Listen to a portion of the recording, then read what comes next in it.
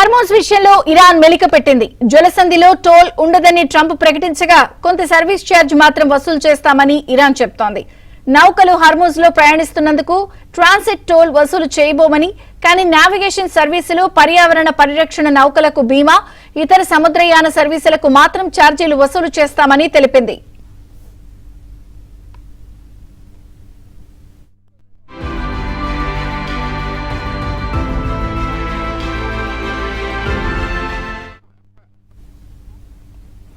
యుద్ధం ముగించేందుకు ఒక ఒప్పందానికి వచ్చినప్పటికీ అమెరికాను విశ్వసించలేమని ఇరాన్ విదేశాంగ శాఖ ప్రతినిధి ఇస్మాయిల్ బకేయి అన్నారు.